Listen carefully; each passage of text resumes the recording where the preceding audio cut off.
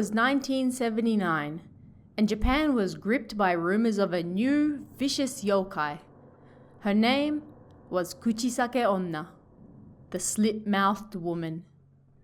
The bottom half of her face was hidden behind a surgical mask, and she was known to approach children on their way home from school.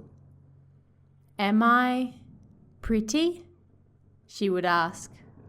With most of her face hidden behind that mask, the children must surely have been perplexed. But they had to answer. "Yes, you're pretty." They would be the last words the children would ever say. The woman would suddenly tear off her mask, revealing her huge mouth cut from ear to ear. And then she would scream, "Am I still pretty?" Supposing the child answered, "No, you're not," then she would proceed to cut them with a knife or a sickle. The only correct answer was, "Sure, in your own way." This would not sway her feelings one way or another, and she would leave. Incidentally, it was impossible to run from her. Rumor has it that Kuchisake Onna could run 100 meters within 3 seconds. Hey guys, this is your host Tara A. Devlin, and welcome to another episode of Kowabana, true Japanese scary stories from around the internet. This week we're going to be looking at supernatural encounters, which brings me right to this week's question. Have you ever had an experience with the supernatural? It might seem strange, considering I run this show, but I don't especially believe in ghosts. I believe that things happen that people can't explain, and therefore they attribute them to ghosts as a way of comprehending what's going on. But that being said, I'm also not dead set against the idea of something lingering after the physical body has passed on either. I just don't know enough about what happens after death to say with 100% certainty that you die and that's it. Now, while I personally haven't experienced any hauntings or anything, I do have family members that have. When I was a child, one of my aunts claimed that her house was haunted, and for months the lights would turn on and off, things would fall off the shelves, etc., until finally she had to move out. And when I lived in Japan, I lived in one of the most haunted areas in the whole country, a small town called Matsue, the capital city of Shimane Prefecture. Shimane is probably the most important place in Japanese mythology, being the birthplace of many gods and also the entrance to the underworld. People there are still very superstitious and also proud of their birthplace's role in Japanese history. Koizumi Yakumo, the famous Irishman who moved to Japan and translated many Japanese ghost stories, he met his wife in Matsue, and they spent a period of time living there. And Matsue is also one of the few confirmed places to have used hitobashira, the practice of burying someone alive inside a building or a pillar to get the blessing of the gods. It literally means human pillar. You can go on ghost tours around the old districts and hear the stories of how these ghost tales came about today. If you're ever going to Japan and you're interested in some truly Japanese ghost tales, I can't recommend visiting Matsue highly enough. So, on that note, we're starting this week's episode with a viewer request, and one of my favorite urban legends to come out of Japan in recent years. I'm not gonna spoil anything, so let's just get right to it. This one's called Kunekune.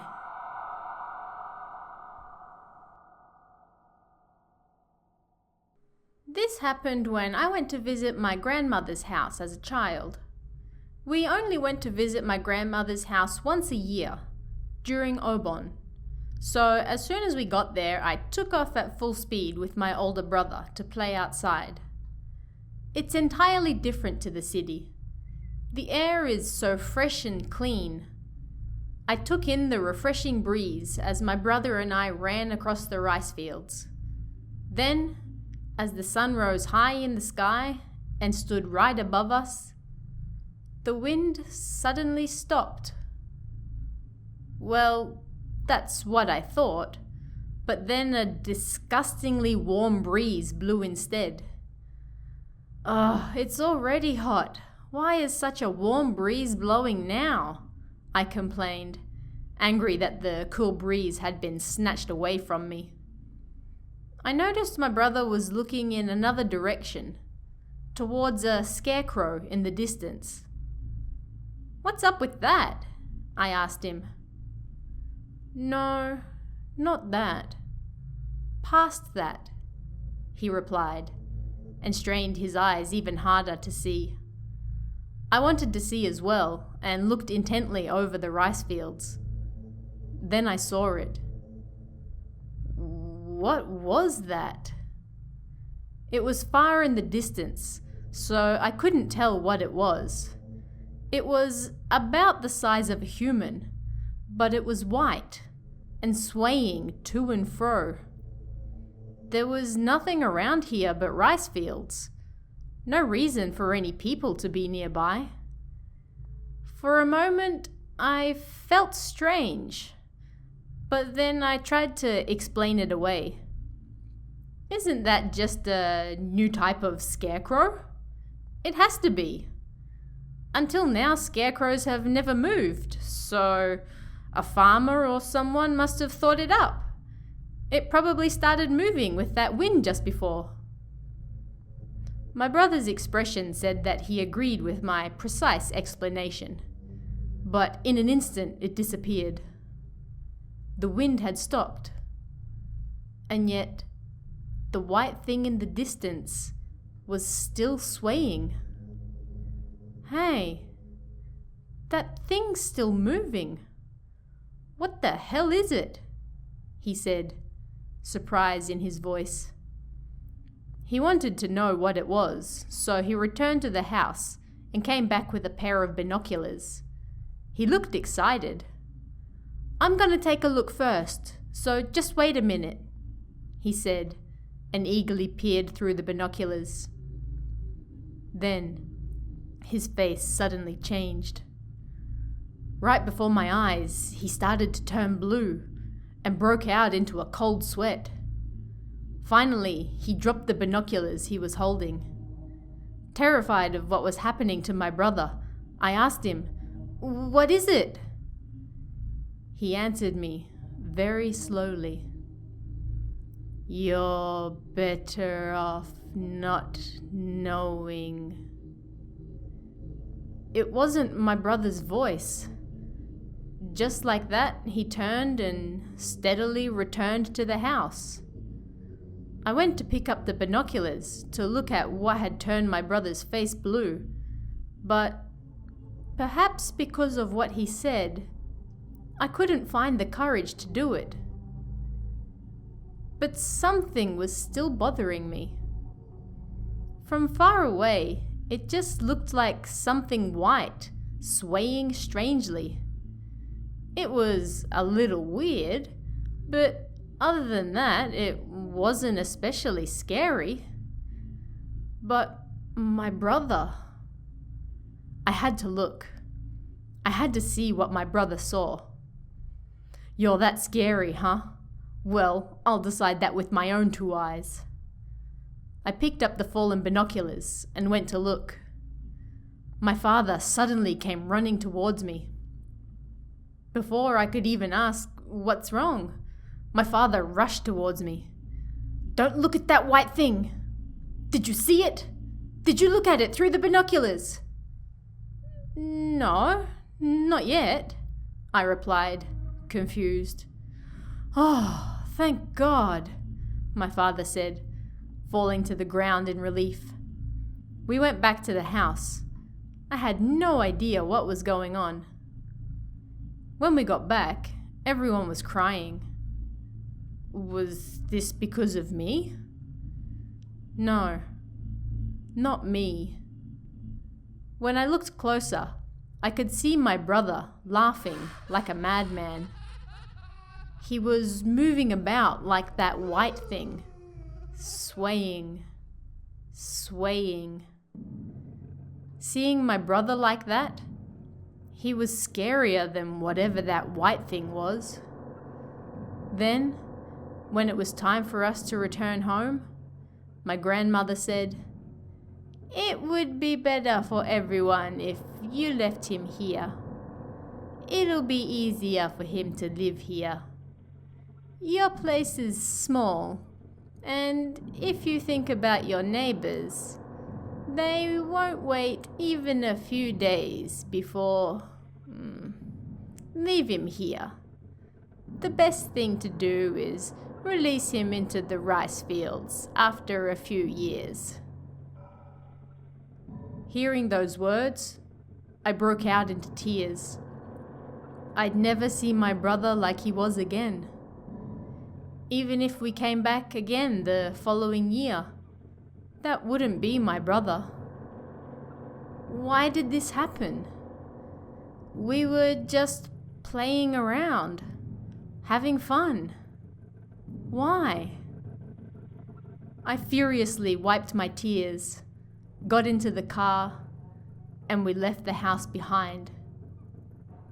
As our grandparents waved goodbye, just for a moment, I thought I saw my brother wave too. As we got further away, I wanted to see my brother's face one more time. So I looked through the binoculars, and he was most definitely crying. His expression was that of laughter, but it was the first and last time he would smile so sadly again. Then, as we turned the corner and I could no longer see him, I broke out into tears once more, not taking my eyes away from the binoculars. One day you'll come back, right? I thought. I looked out over the green fields while remembering and missing my brother. Then, while I was thinking about my brother, I looked through the binoculars. That was when it happened. I saw the thing up close that I knew I should never see. The story of Kunekune is very popular amongst Japanese audiences. It's right up there with the likes of Hashaku-sama and Kuchisake Onna, who opened the show this week. A great deal of Japan is wide open rice fields, and when that's all you can see from horizon to horizon, it's not too difficult to see why people might be fearful of something unknown waving in the distance. This next story is about a young man and a group of exorcists he ends up working for. Why do they want him to work for them? Find out in I Have a Strange Job.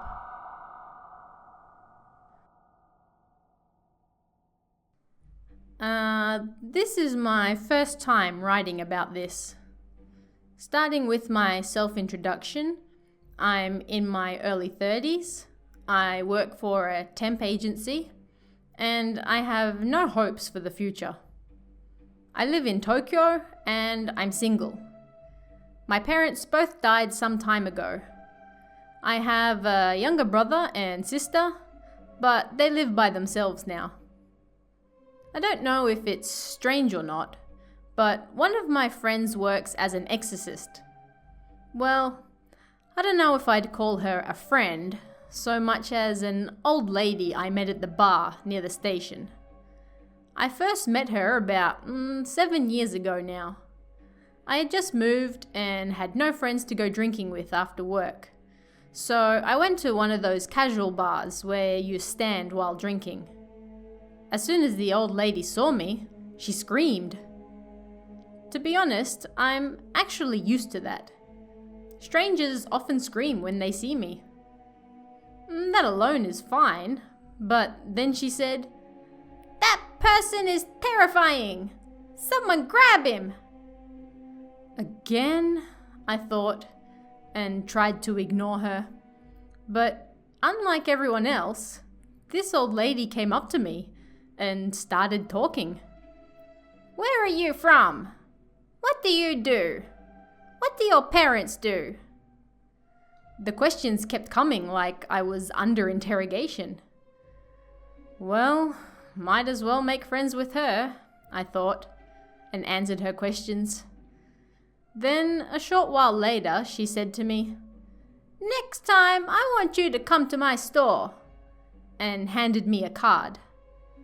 I had no interest in going to her store, and she kept speaking to me like she was better than me, so it really pissed me off. I threw the card away. A few days later, I saw her at the bar again. Only this time she forcibly dragged me to her store. A skinny old man and a young girl were with her, so I was unable to escape. On that note, the old lady's name was Tokiko-san. The young lady was Kei-chan, and the old man was called Yasuo-san. They're definitely trying to get me to join their religion, I thought, following the three of them there. Nobody said a thing until we reached the store. I tried to talk to Kei-chan, but she just let out a little scream, so I quickly shut up. Then Yasuo-san said to me, "Sorry, but you're kinda scary." I mean, honestly, how was I supposed to feel about that? Anyway, we finally reached the store, and it was just an old fortune-telling shop. Seemed I wasn't there to be invited into their religion after all.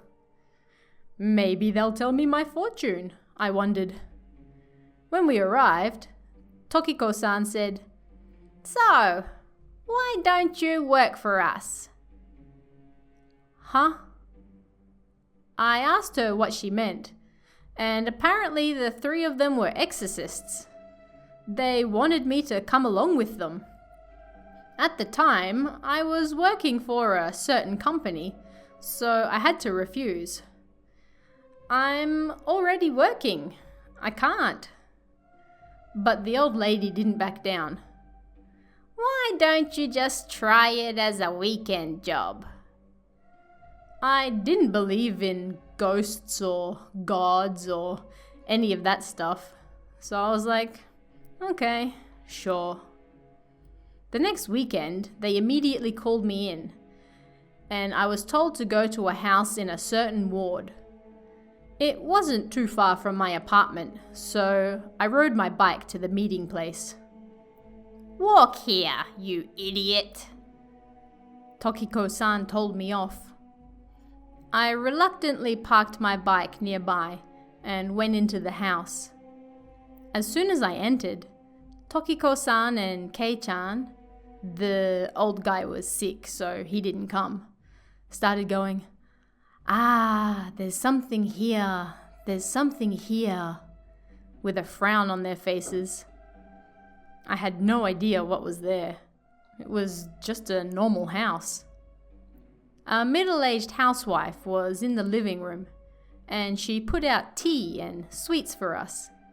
She smiled, but she seemed rather stiff. Shortly thereafter, Tokiko-san said, "Well, let's get right to it. Please show us the way," and stood up. I had no idea what was about to happen as we were led up to the second floor. There were rooms on either side of the stairs, and we stopped before the first door on the right. Takao was written in English letters. "Here we are," the housewife said. Tokiko-san and Kei-chan took some salt out of their bag, poured some water over it, and covered both their hands in it. What's going on? I wondered, and I asked them if I should do the same thing. "You don't need to worry about that. Just do what I say," Tokiko-san said. "Whatever happens, don't disturb us," Tokiko-san warned the housewife and went into the room. I went to follow her, and I saw a black shadow from inside the room fall upon her. Takao was a junior high kid.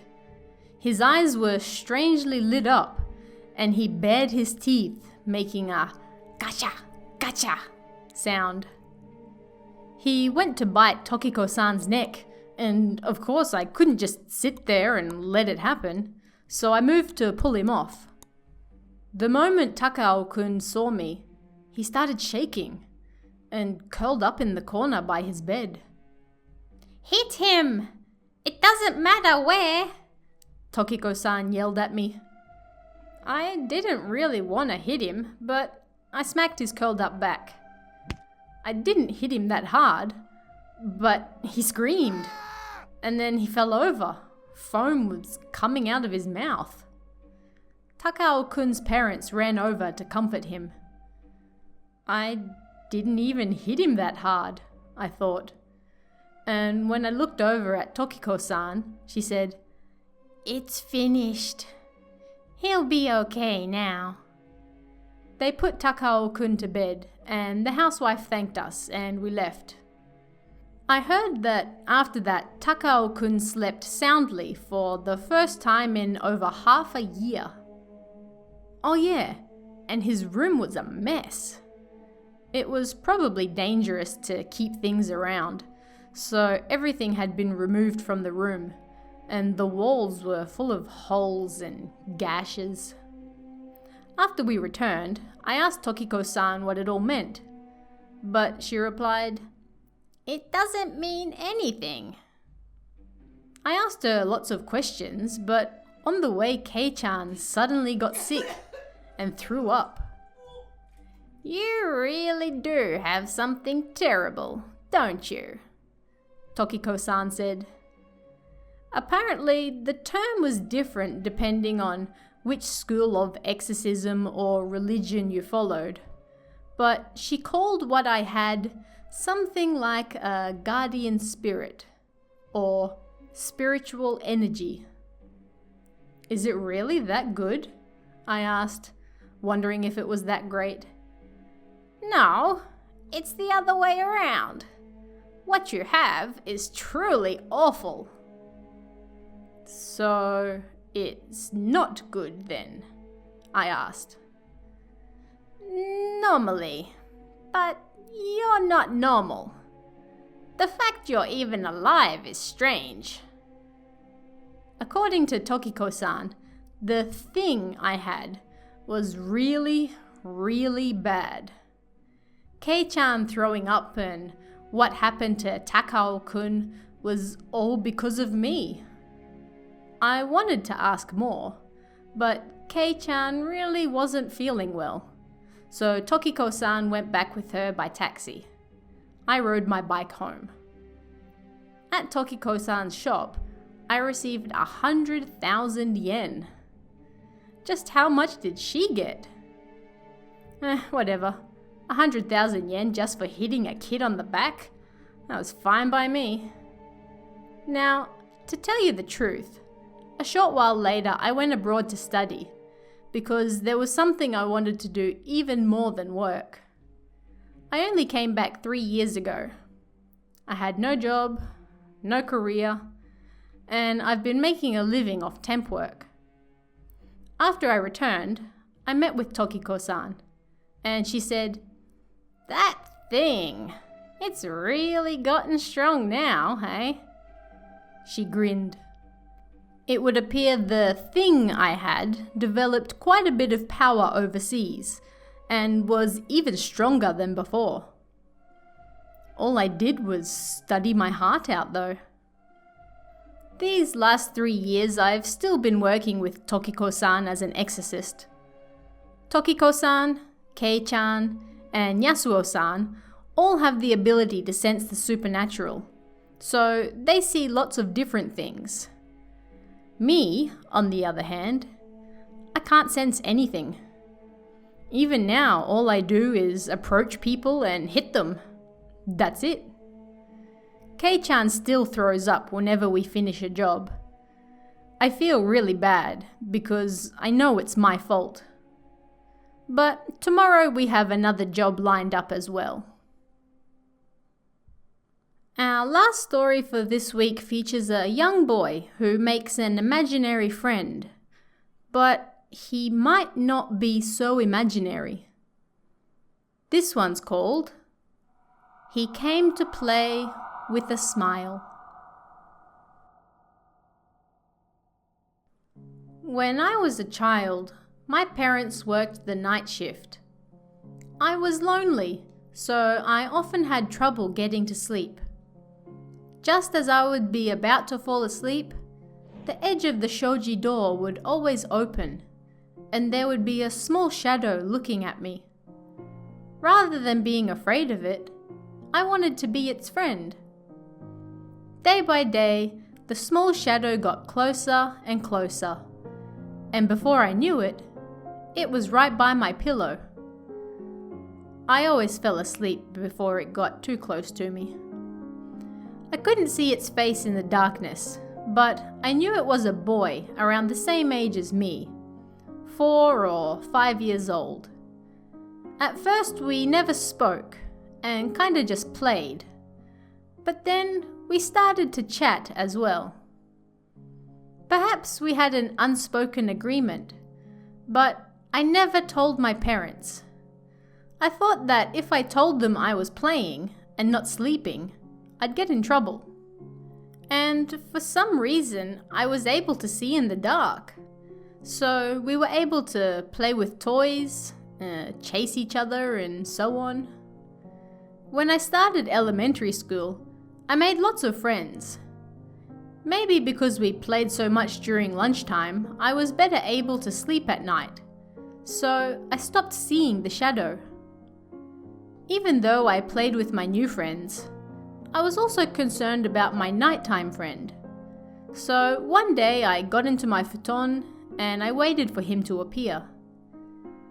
For the first time in a while, I heard the sound of the shoji screen opening again. He was smiling. I could tell, even in the dark. And he had come to play. I was so excited to see him again after such a long time. And while I was running around the room, my arm got caught on the light string and accidentally pulled it. Underneath the light, I saw him for the first time. He was a child, but he looked like an old man. His skin was wrinkled, and he barely had any hair. What was there was white. It was the first time I'd seen a person like that before. He seemed embarrassed and uneasy, and he hid behind the shoji screen. I ran into the hallway to chase him. He was heading towards the entrance with a really tall woman. As he turned the corner, he waved bye-bye to me, and then he was gone. I was incredibly sad. His mother had come to pick him up. I was all alone again. My mother never slept with me. Even though I was just a kid, I was still jealous. I waited for him the next night, but he never came again. I got used to the sad nights without him, and in time, I was able to sleep better again.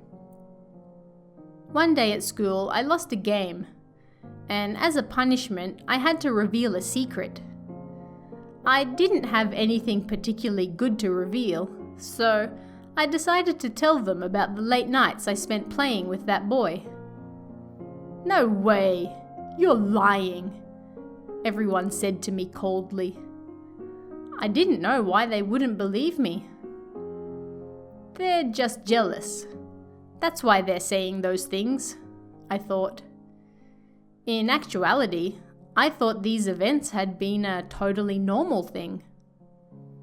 They asked me what his name was, where he lived, and so on.